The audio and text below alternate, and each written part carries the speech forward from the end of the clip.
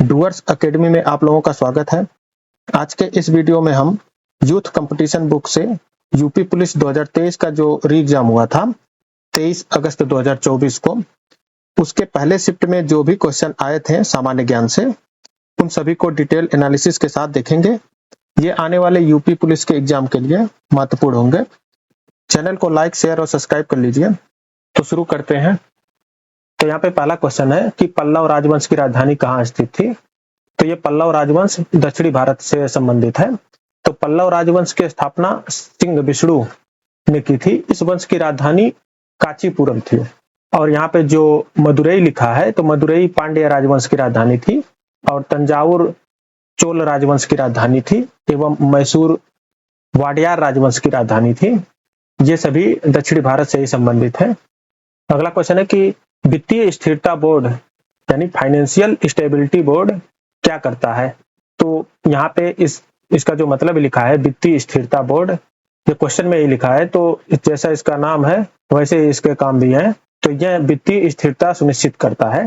तो वित्तीय स्थिरता बोर्ड एक अंतर्राष्ट्रीय निकाय है जो वैश्विक स्तर पर सदस्य देशों में वित्तीय नीतियों का विकास सुनिश्चित कर वित्तीय स्थिरता को बढ़ावा देता है। इसकी स्थापना वर्ष 2009 में की गई थी। इसका मुख्यालय स्विट्जरलैंड के बेसल में है। तो ये भी याद कर लीजिए, जैसे इसका मुख्यालय स्विट्जरलैंड के बेसल में है और इसका जो मुख्य काम है वित्तीय स्थिरता को बढ़ावा देना। नेक्स्ट क्वेश्चन है कि भारतीय संविधान का कौन सा भाग राज्य के नीति निर्देशक सिद्धांतों से संबंधित है। यहाँ पे जो संविधान का भाग 4 है ये राज्य के नीति निर्देशक सिद्धांतों से संबंधित है, और ये संविधान में भाग 4 में आता है। और संविधान के भाग 4 में आर्टिकल 36 से 51 में इसका प्रावधान है। और ये नीति निर्देशक सिद्धांत ये आयरलैंड के संविधान से लिया गया है। इसे न्यायालय द्वारा लागू नहीं कराया जा सकता, क्योंकि यह सरकार के लिए केवल विधि निर्माण में इन सिद्धांतों को ध्यान में रखना कर्तव्य माना गया है, बस ये सरकार के लिए बाध्य नहीं है। और जो यहाँ पे भाग 3 लिखा है तो वो मौलिक अधिकार से संबंधित है, और मौलिक अधिकार संविधान में अमेरिका के बिल ऑफ राइट चैप्टर से लिया गया है। तो मौलिक अधिकार अमेरिका से लिया गया है। और संविधान का भाग 2 जो है वो नागरिकता से संबंधित है, और भाग 5 संघ सरकार से संबंधित है। नेक्स्ट क्वेश्चन है कि जीएसटी के ब्रांड एम्बेसडर के रूप में कौन चुना गया था। ये क्वेश्चन पूछा था। तो यहाँ पे अमिताभ बच्चन जो है जीएसटी के ब्रांड एम्बेसडर के रूप में चुने गए थे। इसका एक्सप्लेनेशन देख लेते हैं यहाँ पे कि भारत में जीएसटी जो है 1 जुलाई 2017 को लागू किया गया। देश में जीएसटी को बढ़ावा देने के लिए अमिताभ बच्चन को इसका ब्रांड एम्बेसडर बनाया गया। Goods and service tax Bharat में लागू एक अप्रत्यक्ष कर है, यानी जीएसटी जो है एक अप्रत्यक्ष कर है जिसे 1 जुलाई 2017 से पूरे देश में लागू किया गया। इसका उद्देश्य देश भर में अलग अलग प्रकार के करों को हटाकर एक राष्ट्र एक कर व्यवस्था लागू करना था। और अगर इस बार क्वेश्चन में पूछ ले कि जीएसटी को लागू करने की सिफारिश किस समिति ने दी थी, तो विजय केलकर की अध्यक्षता वाली टास्क फोर्स ने की थी इसकी सिफारिश। नेक्स्ट क्वेश्चन है कि निम्नलिखित में से कौन सी रेखा फ्रांस और जर्मनी के बीच की सीमा है। सीज फ्राइड लाइन फ्रांस एवं जर्मनी के बीच की सीमा से संबंधित प्रसिद्ध रक्षात्मक रेखा है। और 49 डिग्री उत्तरी अक्षांश रेखा ये कनाडा एवं यूएसए के बीच स्थित है। और 38 डिग्री उत्तरी अक्षांश रेखा ये नॉर्थ कोरिया एवं साउथ कोरिया के बीच स्थित है। नेक्स्ट क्वेश्चन है कि विदेश व्यापार महानिदेशालय DGFT directorate general of foreign trade किस मंत्रालय के अंतर्गत आता है। तो ये वाणिज्य एवं उद्योग मंत्रालय के अधीन आता है। यह संस्था भारत में विदेशी व्यापार एवं विदेशी निवेश से संबंधित कानूनों को प्रबंधित करती है। वर्तमान में भारत के वाणिज्य एवं उद्योग मंत्री पीयूष गोयल है। नेक्स्ट क्वेश्चन है कि परमाणु ऊर्जा के प्रोडक्शन के लिए कौन सा तत्व आवश्यक है। तो यूरेनियम। तो न्यूक्लियर एनर्जी के उत्पादन के लिए यूरेनियम को ईंधन के रूप में इस्तेमाल किया जाता है, और जो थोरियम है उसको भी परमाणु ऊर्जा के उत्पादन के लिए यूज कर सकते हैं। और सेमीकंडक्टर का उदाहरण सिलिकॉन है। अगला क्वेश्चन है कि नोएडा उत्तर प्रदेश के किस जिले में के अंतर्गत आता है। तो नोएडा उत्तर प्रदेश के गौतम बुद्ध नगर के अंतर्गत आता है। नोएडा का पूर्ण रूप है new Okhla industrial development authority. अगला क्वेश्चन है कि विश्व डाक दिवस कब मनाया जाता है। तो ये 9 अक्टूबर को मनाया जाता है विश्व डाक दिवस। हमने इसमें ये जनवरी से लेके मई तक जितने भी इम्पोर्टेंट डे है इसको यहाँ पे लिख दिए हैं। तो इसको एक बार जरूर देख लीजिएगा, क्योंकि दिवस यूपी पुलिस एग्जाम में पूछता ही रहता है। ये जैसे पूछा है पिछली बार ये विश्व डाक दिवस पूछा है, तो इस बार कुछ और पूछ सकता है। तो यहाँ पे जैसे जनवरी में 9 जनवरी को प्रवासी भारतीय दिवस मनाया जाता है, 10 जनवरी को विश्व हिंदी दिवस, 12 जनवरी को राष्ट्रीय युवा दिवस, 24 जनवरी को राष्ट्रीय बालिका दिवस, 25 जनवरी को राष्ट्रीय मतदाता दिवस, 30 जनवरी को शहीद दिवस, विश्व कुष्ठ रोग निवारण दिवस भी मनाया जाता है। 30 जनवरी को गांधी जी की हत्या हुई थी। और 2 फरवरी को विश्व आर्द्र भूमि दिवस, और भारत में 99 आर्द्र भूमि रामसर साइट घोषित किया जा चुका है। और 4 फरवरी को विश्व कैंसर दिवस, और 11 फरवरी को अंतर्राष्ट्रीय महिला एवं बालिका विज्ञान दिवस, और 13 फरवरी को विश्व रेडियो दिवस, 21 फरवरी को अंतर्राष्ट्रीय मातृभाषा दिवस, और 28 फरवरी को राष्ट्रीय विज्ञान दिवस मनाया जाता है। और मार्च में 3 मार्च को विश्व वन्य जीव दिवस, 8 मार्च को अंतर्राष्ट्रीय महिला दिवस, और 15 मार्च को विश्व उपभोक्ता अधिकार दिवस, और 20 मार्च को विश्व गौरैया दिवस या अंतर्राष्ट्रीय प्रसन्नता दिवस भी मनाया जाता है। और 21 मार्च को विश्व वानिकी दिवस, और 22 मार्च को विश्व जल दिवस, और 23 मार्च को शहीद दिवस मनाया जाता है, क्योंकि 23 मार्च 1931 को भगत सिंह, राजगुरु और सुखदेव को फांसी हुई थी। और 24 मार्च को विश्व क्षय रोग दिवस, और 27 मार्च को विश्व रंगमंच दिवस भी मनाया जाता है। और अप्रैल में 1 अप्रैल को उत्कल दिवस या आरबीआई स्थापना दिवस, क्योंकि 1 अप्रैल 1935 को आरबीआई की स्थापना होती है हिल्टन यंग कमीशन की सिफारिश पर। और 7 अप्रैल को विश्व स्वास्थ्य दिवस, और 18 अप्रैल को विश्व धरोहर दिवस, और 21 अप्रैल को राष्ट्रीय सिविल सेवा दिवस, और 22 अप्रैल को पृथ्वी दिवस, और 24 अप्रैल को राष्ट्रीय पंचायती राज दिवस मनाया जाता है। 25 अप्रैल को विश्व मलेरिया दिवस, और 29 अप्रैल को अंतर्राष्ट्रीय नृत्य दिवस मनाया जाता है। और मई में 1 मई को अंतर्राष्ट्रीय मजदूर दिवस, और 3 मई को विश्व प्रेस स्वतंत्रता दिवस, और 8 मई को विश्व रेड क्रॉस दिवस, और 17 मई को विश्व दूर संचार दिवस, और 22 मई को अंतर्राष्ट्रीय जैव विविधता दिवस, और 31 मई को विश्व तंबाकू निषेध दिवस मनाया जाता है। ये सभी दिवस इंपॉर्टेंट है, इसको एक बार जरूर देख लीजिएगा। नेक्स्ट क्वेश्चन है कि इंडियन नेशनल कांग्रेस की स्थापना किस वर्ष में हुई थी? तो यहाँ पे इंडियन नेशनल कांग्रेस की स्थापना ब्रिटिश साम्राज्य के खिलाफ भारतीयों को एकजुट करने एवं उनके पक्ष को रखने के उद्देश्य से एक अखिल भारतीय राजनीतिक मंच के रूप में A.O. ह्यूम द्वारा मुंबई के गोकुलदास तेजपाल संस्कृत कॉलेज में 28 दिसंबर 1885 को की गई थी। और कांग्रेस का प्रथम अधिवेशन 1885 में ही मुंबई में भूमेश चंद्र बनर्जी की अध्यक्षता में हुआ था। तो इसका आंसर होगा 1885। और यहाँ पे ये सभी कुछ इंपॉर्टेंट कांग्रेस के अधिवेशन है। जैसे यहाँ पे 1885 में तो कांग्रेस का स्थापना होता है, यहाँ पे भूमेश चंद्र बनर्जी तो उसकी अध्यक्षता करते हैं। और जो 1887 में जो मद्रास में हुआ था इसका अधिवेशन, तो वहाँ पे बदरुद्दीन तैयब जी उसकी अध्यक्षता करते हैं, और ये प्रथम मुस्लिम अध्यक्ष होते हैं। और 1888 में इलाहाबाद में इसके अध्यक्षता करते हैं जॉर्ज यूले, ये प्रथम अंग्रेज अध्यक्ष थे। और 1896 में कलकत्ता अधिवेशन में वंदे मातरम पहली बार गाया गया था। और 1905 में जो बनारस अधिवेशन हुआ था वहां पे स्वदेशी आंदोलन का समर्थन दिया गया था। और 1906 में जो कलकत्ता अधिवेशन हुआ था वहां पे दादा भाई नौरोजी ने स्वराज शब्द का प्रयोग किया था। और 1907 में जो सूरत में अधिवेशन हुआ था वहां पे कांग्रेस का गरम दल और नरम दल में विभाजन हो गया था। और 1911 में जनगण मन पहली बार गाया गया था। 1916 में जो लखनऊ में हुआ था जिसकी अध्यक्षता अंबिका चरण मजूमदार ने किया था, यहाँ पे कांग्रेस और मुस्लिम लीग के बीच लखनऊ समझौता हुआ था। और 1917 में कलकत्ता अधिवेशन हुआ था, तो इसकी अध्यक्षता एनी बेसेंट ने किया था और ये प्रथम महिला अध्यक्ष बनी थी। और 1919 में जो अमृतसर अधिवेशन हुआ था तो जलियांवाला बाग हत्याकांड की निंदा की गई थी यहाँ पे। और 1920 में नागपुर अधिवेशन जो हुआ था यहाँ पे असहयोग आंदोलन का प्रस्ताव पारित किया गया था। और 1924 में बेलगाम अधिवेशन हुआ था, महात्मा गांधी जी इसकी अध्यक्षता किए थे। 1924 में एकमात्र अध्यक्षता गांधी जी द्वारा किया गया है 1924 के बेलगाम में। और 1925 का जो कानपुर अधिवेशन हुआ था तो सरोजिनी नायडू ने इसकी अध्यक्षता की थी और वो प्रथम भारतीय महिला अध्यक्ष बनी थी। और 1927 में मद्रास अधिवेशन में साइमन कमीशन के बहिष्कार का निर्णय लिया गया था। और 1929 में जो लाहौर अधिवेशन हुआ था तो इसकी अध्यक्षता जवाहरलाल नेहरू ने की थी और यहाँ पे पूर्ण स्वराज प्रस्ताव पारित किया गया था। और जो 1931 में कराची अधिवेशन हुआ था यहाँ पे मौलिक अधिकारों का प्रस्ताव पारित किया गया था। और 1938 में हरिपुरा अधिवेशन में सुभाष चंद्र बोस इसके अध्यक्ष बने थे और राष्ट्रीय योजना समिति बनी। और 1939 में जो त्रिपुरी में हुआ था ये अधिवेशन, यहाँ पहले सुभाष चंद्र बोस इसके अध्यक्ष चुने जाते हैं, बाद में सुभाष चंद्र बोस ने इसको इस्तीफा दे दिया 1939 में। उसके बाद से सुभाष चंद्र बोस ने फॉरवर्ड ब्लॉक की स्थापना करते हैं। और जो 1940 में रामगढ़ में अधिवेशन हुआ था यहाँ पे स्वतंत्रता आंदोलन तेज करने का निर्णय लिया गया था। नेक्स्ट क्वेश्चन है कि भारत का पहला हवाई अड्डा कहाँ पर स्थित था? तो ये कलकत्ता में स्थित था। क्योंकि भारत का पहला हवाई अड्डा तो पूछ चुका है पहले, हो सकता है इस बार भारत की पहली ट्रेन पूछ ले। तो भारत में पहली ट्रेन 16 अप्रैल 1853 को चलाई गई थी और यह ट्रेन मुंबई के बोरी बंदर वर्तमान में छत्रपति शिवाजी महाराज टर्मिनस नाम से प्रसिद्ध है, वहां से ठाणे तक चली थी और दूरी थी लगभग 34 किलोमीटर। और 1853 में जो भारत में जो अंग्रेज गवर्नर थे उनका नाम था लॉर्ड डलहौजी, और लॉर्ड डलहौजी का अपने हड़प नीति के लिए प्रसिद्ध थे। और 1853 के बाद मतलब लॉर्ड डलहौजी के बाद जो 1857 की क्रांति होती है, जो भारत के गवर्नर थे 1857 में, उनका नाम था लॉर्ड कैनिंग।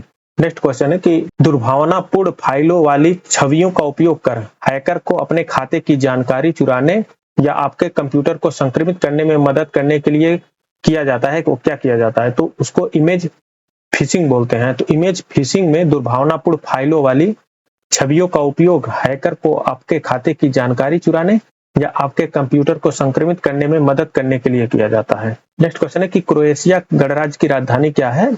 तो क्रोएशिया की राजधानी जाग्रेब है, और जो मैक्सिको सिटी है तो ये मैक्सिको की राजधानी है, और एम्स्टर्डम ये नीदरलैंड की राजधानी है। और यहाँ पे जो डुब्रोवनिक लिखा है तो ये क्रोएशिया का एक प्रसिद्ध पर्यटन स्थल है।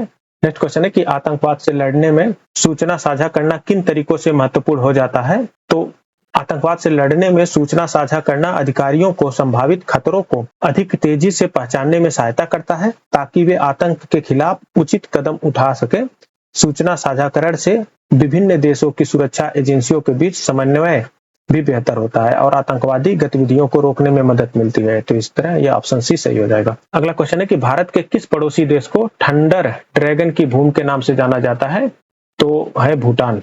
तो भूटान को लैंड ऑफ थंडर ड्रैगन के नाम से जाना जाता है। हिमालय की घाटियों में आने वाले भयंकर तूफानों एवं गरज के कारण यह नाम प्रसिद्ध हुआ, और इसकी राजधानी थिम्पू है, और इसका मुद्रा है निगुल्ट्रम, और राष्ट्रीय पशु टॉकिन है, और राष्ट्रीय धर्म बौद्ध धर्म है। अगला क्वेश्चन है कि निम्नलिखित में से कौन सा सोशल मीडिया प्लेटफॉर्म नहीं है? तो यहाँ पे इंस्टाग्राम, ट्विटर, फेसबुक ये तीनों सोशल मीडिया के प्लेटफॉर्म है, लेकिन ये गूगल जो है ये एक सर्च इंजन है, तो ये इसका आंसर गूगल हो जाएगा। और इसके सीईओ देख लेते हैं। जैसे इंस्टाग्राम के सीईओ हैं एडम मोसेरी, और फेसबुक के सीईओ हैं मार्क जुकरबर्ग, और गूगल के सीईओ हैं सुंदर पिचाई, और ट्विटर के सीईओ हैं लिंडा याकारिनो।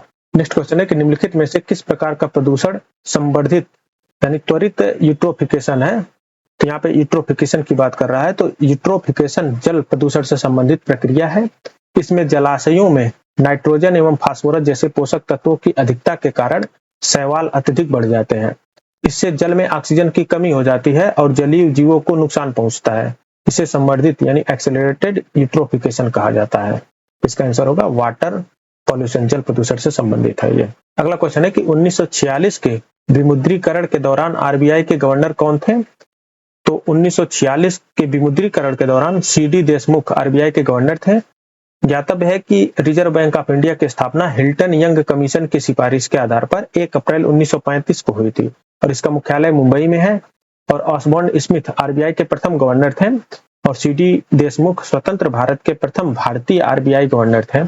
जहां पे 1946 के विमुद्रीकरण का तो पूछ चुका है, हो सकता है इस बार 2016 के विमुद्रीकरण के बारे में पूछ ले।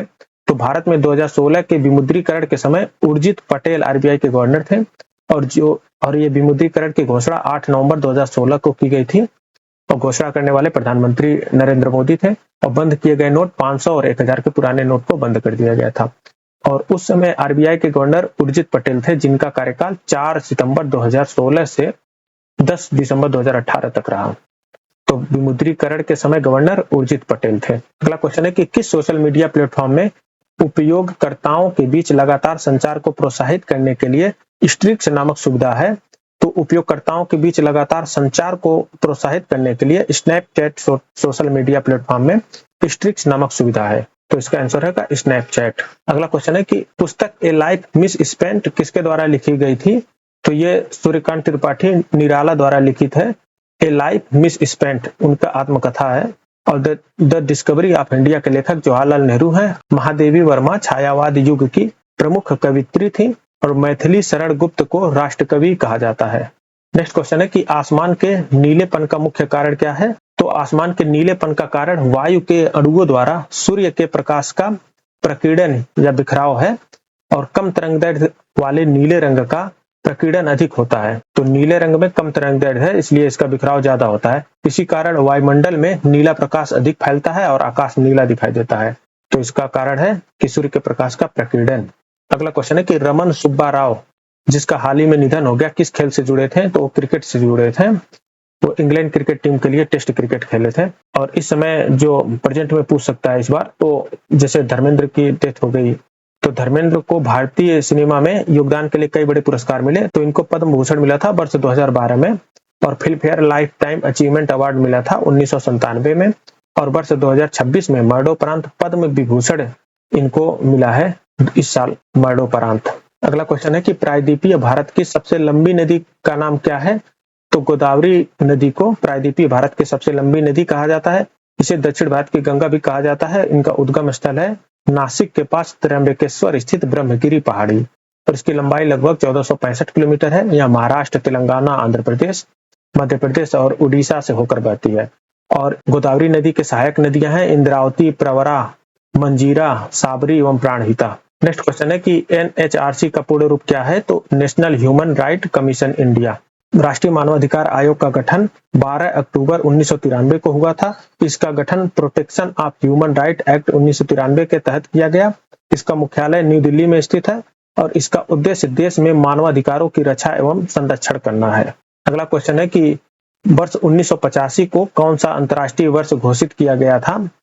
तो वर्ष 1985 को इंटरनेशनल यूथ ईयर घोषित किया गया था। इसका मुख्य उद्देश्य युवाओं की समस्याओं और उनके विकास के महत्व पर ध्यान केंद्रित करना था। और कुछ अन्य महत्वपूर्ण अंतर्राष्ट्रीय वर्ष जो घोषित हुए हैं उसको देख लेते हैं। जैसे 1975 को अंतर्राष्ट्रीय महिला वर्ष घोषित किया गया, 1979 को अंतर्राष्ट्रीय बाल वर्ष, और 1981 को अंतर्राष्ट्रीय विकलांग वर्ष घोषित किया जा चुका है। 2023 को अंतर्राष्ट्रीय मोटा अनाज वर्ष घोषित किया गया, और 2025 को अंतर्राष्ट्रीय हिमनद संरक्षण वर्ष घोषित किया गया, और 2026 को international year of volunteers for sustainable development घोषित किया गया है, और 2026 को ही अंतर्राष्ट्रीय महिला किसान वर्ष भी घोषित किया गया है। अगला क्वेश्चन है कि अनुसंधान विधियां उत्तरदाताओं की प्रतिक्रियाओं के आधार पर उनसे गहन और आगे की जांच और पूछताछ करने में सहायता करती है। तो कौन सा अनुसंधान विधियां हैं? तो गुणात्मक अनुसंधान है। तो गुणात्मक अनुसंधान विधियां उत्तरदाताओं की प्रतिक्रियाओं के आधार पर उनसे गहन एवं आगे की जांच और पूछताछ करने में सहायता करते हैं। गुणात्मक अनुसंधान में विचार, अनुभव एवं व्यवहार का अध्ययन किया जाता है। इसमें साक्षात्कार, समूह चर्चा एवं अवलोकन जैसी विधियां प्रयुक्त होती हैं। जबकि क्वांटिटेटिव मतलब मात्रात्मक अनुसंधान में आंकड़ों एवं संख्यात्मक डेटा का उपयोग किया जाता है। तो इसका आंसर होगा गुणात्मक अनुसंधान विधि। नेक्स्ट क्वेश्चन है कि BRI का पूर्ण रूप क्या है?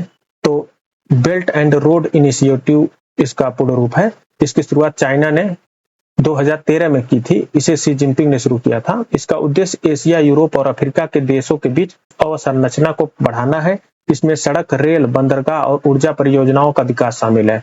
तो इस समय न्यूज में है आईमेक कॉरिडोर, तो इसको देख लेते हैं। तो IMEC corridor India, middle east, Europe economic corridor है। यह एक अंतर्राष्ट्रीय आर्थिक एवं व्यापारिक कॉरिडोर परियोजना है।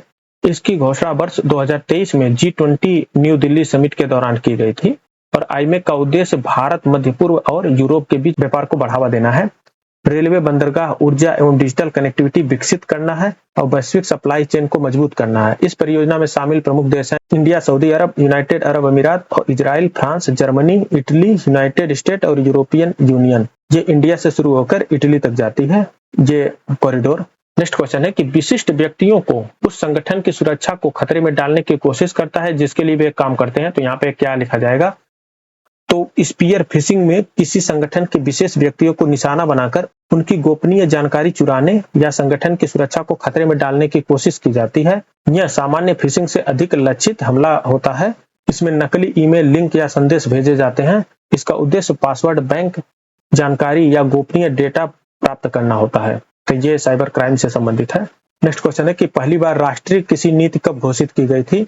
तो यह भारत की पहली नेशनल एग्रीकल्चर पॉलिसी जुलाई 2000 में घोषित की गई थी। इस नीति का मुख्य उद्देश्य था कृषि क्षेत्र का समग्र एवं सतत विकास करना, किसानों की आय बढ़ाना, कृषि उत्पादकता में सुधार करना, खाद्यान्न सुरक्षा सुनिश्चित करना, कृषि निर्यात को बढ़ावा देना और किसानों की सामाजिक और आर्थिक स्थिति में सुधार लाना था। अगला क्वेश्चन है कि किस वर्ष में अंतर्राष्ट्रीय मानवाधिकार कानून के प्रवर्तन के लिए संयुक्त राष्ट्र मानवाधिकार आयोग को संयुक्त राष्ट्र मानवाधिकार परिषद द्वारा प्रतिष्ठापित किया गया? तो ये वर्ष 2006 में United Nation Commission of Human Rights को United Nation Human Right Council यानी संयुक्त राष्ट्र मानवाधिकार परिषद द्वारा प्रतिष्ठापित किया गया। मानवाधिकार परिषद, इसका मुख्यालय जिनेवा में है। इसका उद्देश्य विश्व भर में मानवाधिकारों की रक्षा एवं संवर्धन करना है। यह यूनाइटेड नेशन के अधीन कार्य करता है। अगला क्वेश्चन है कि अफ्रीका के आर पार दौड़ लगाने वाले पहले व्यक्ति कौन है? तो रस कुक है। रस कुक अफ्रीका के आर पार दौड़ लगाने वाले पहले व्यक्ति हैं। उन्हें हार्डेस्ट गीजर के नाम से भी जाना जाता है। उन्होंने यह यात्रा वर्ष 2024 में पूरी की थी। ये 2024, ये पुराने करंट अफेयर्स हैं, तो इस समय इतने ज्यादा इंपॉर्टेंट नहीं है ये, लेकिन इस टाइप के क्वेश्चन इस बार एग्जाम में पूछ सकता है। तो इस टाइप के क्वेश्चन जो आएंगे उसको आप देख लीजिएगा करंट अफेयर्स में। अगला क्वेश्चन है कि भारतीय कृषि अनुसंधान संस्थान ने भारत में संरक्षित बासमती किस्मों की खेती के लिए किस देश के खिलाफ कानूनी कार्रवाई की मांग की? तो ये पाकिस्तान के खिलाफ भारत में संरक्षित बासमती किस्मों की खेती को लेकर कानूनी कार्रवाई की मांग की गई।